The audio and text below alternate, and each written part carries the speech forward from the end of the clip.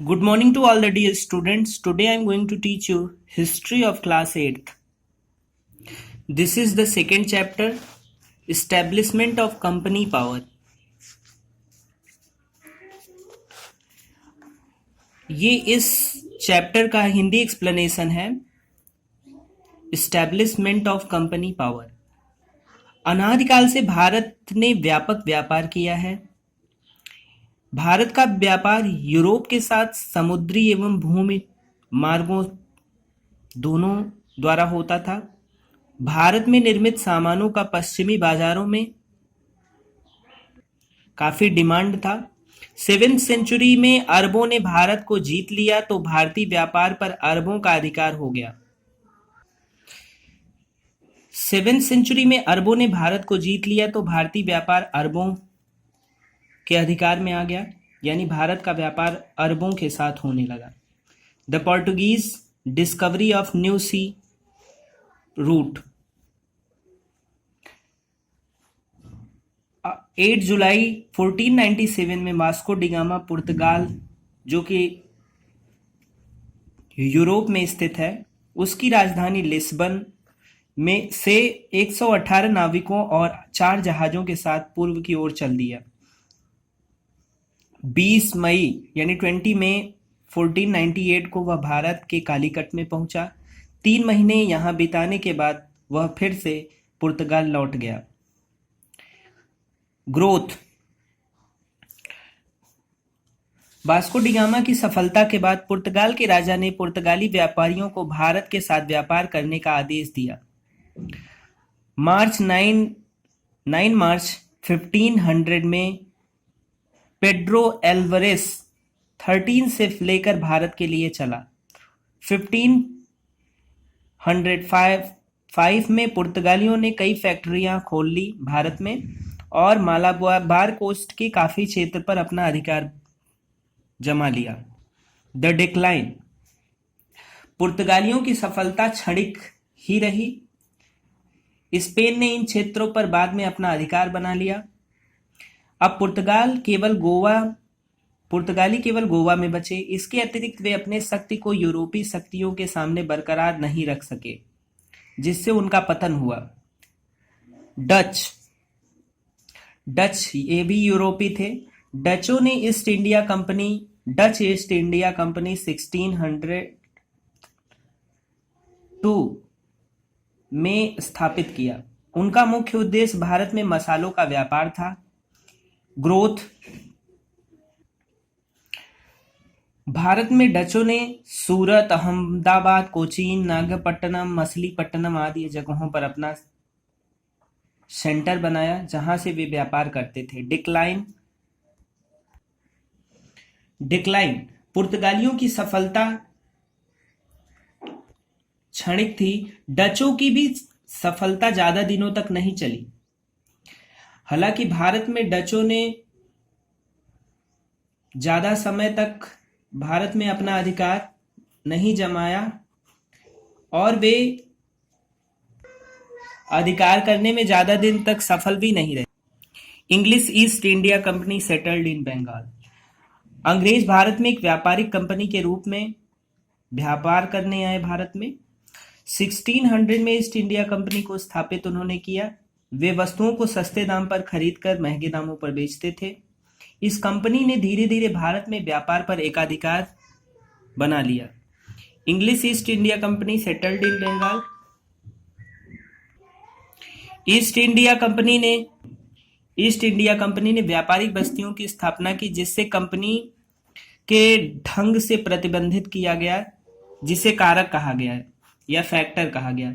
Company ने कपड़ा, मसाला, Indigo और साल्टपीटर का कारोबार किया। 1696 तक इन्होंने बस्तियों को मजबूत करना शुरू कर दिया। अंग्रेजों ने मुगल बादशाह औरंगजेब को एक फरमान जारी किया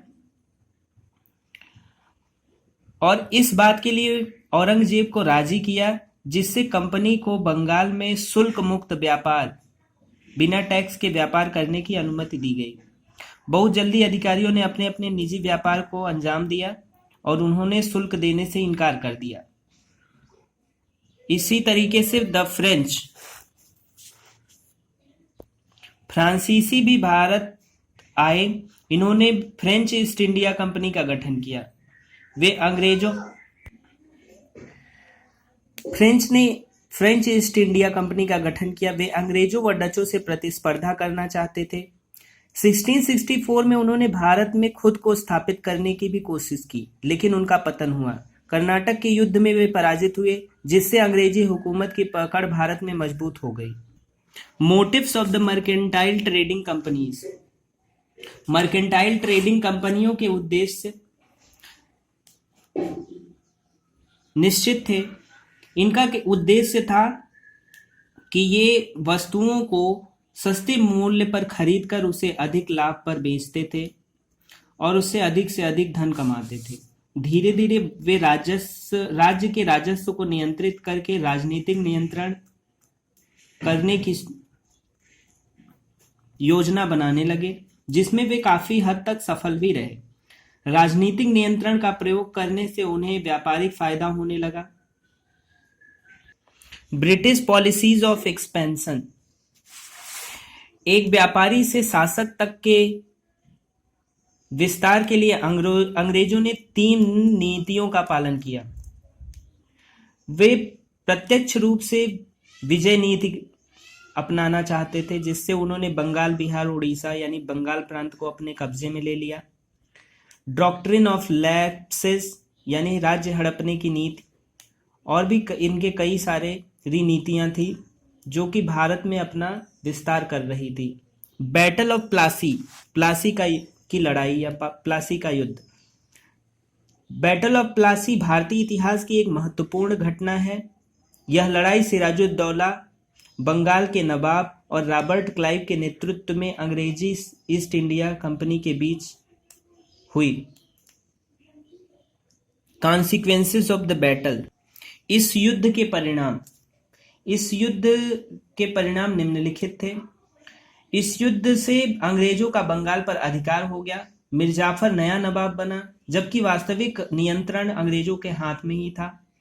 मिर्जाफर ने कंपनी को 24 परगना की जमींदारी दी, जिसकी वार्षिक आय 10 लाख से भी ज्यादा थी। Mir Jafar and British. मिर्जाफर अंग्रेजों की मदद से बंगाल के सिंहासन पर बैठ गया।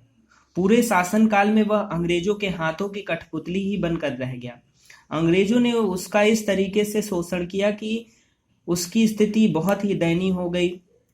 राज्य की अर्थव्यवस्था बिल्कुल बिगड़ गई और जिससे उसकी वित्तीय स्थिति एकदम कमजोर पड़ गई।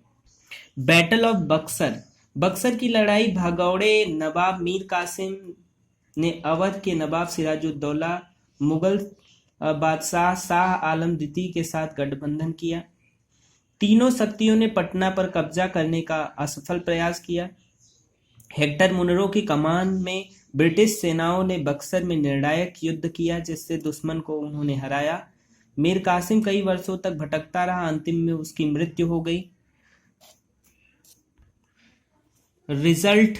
इस युद्ध के परिणाम निम्नलिखित हैं। अंग्रेजों ने मीर कासिम जैसे सक्षम और मजबूत दुश्मन से छुटकारा पा लिया। बंगाल की शक्ति काफी क्षीण हो गई। नवाब ने कंपनी को दी गई मुक्त व्यापार की पुष्टि दी। Annexation of subsidiary alliance system.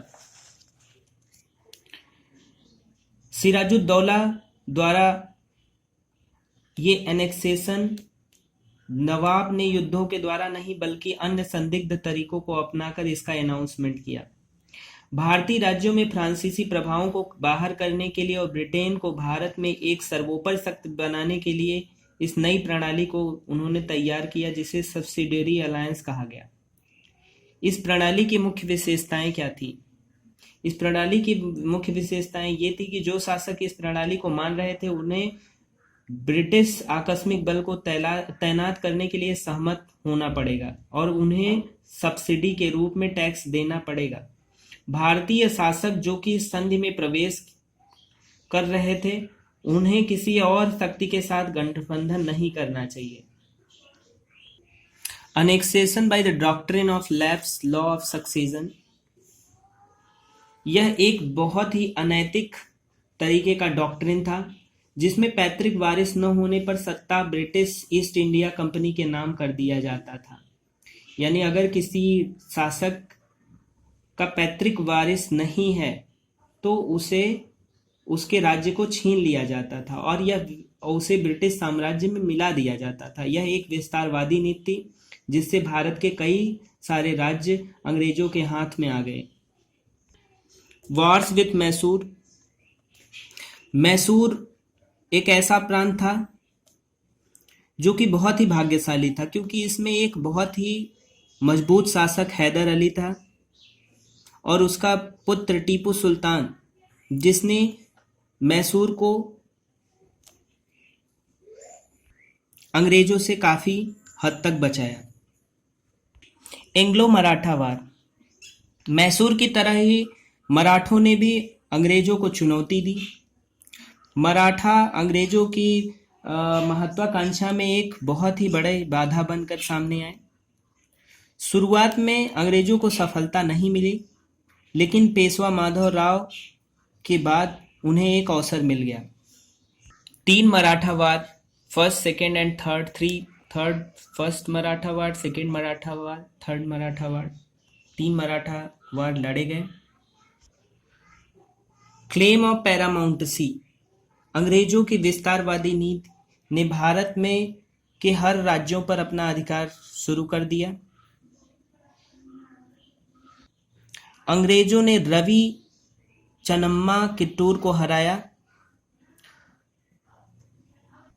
इस तरीके से उन्होंने कई सारे राज्यों पर, पंजाब और राजा रंजीत सिंह की मृत्यु के बाद पंजाब पर अपना और सिंध पर अपना अधिकार जमा लिया।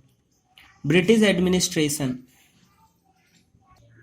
General Hasting, British administration, Warren Hasting जो था वो बहुत अंग्रेजों का एक गवर्नर जनरल था, जिसने कंपनी की पावर को बढ़ाने में बहुत ही महत्वपूर्ण भूमिका निभाई। उसने 3 प्रेसिडेंसीज बनाई, मद्रास, बंगाल, बॉम्बे, और इस तीनों में एक एक गवर्नर नियुक्त किया गया और उसने कई सारे एडमिनिस्ट्रेटिव रिफॉर्म किए। The company army.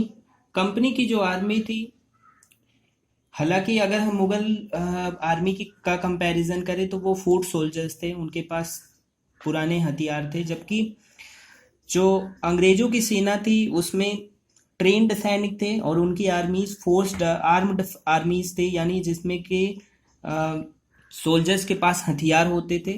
इस तरीके से उन्होंने सही तरीके से ट्रेनिंग और ड्रिलिंग सिखाई थी, जिससे उनकी आर्मी बहुत ही ज़्यादा इक्विप्ड थी, जो कि किसी भी मुगल सेना को या भारतीय सेना को पराजित कर सकती थी।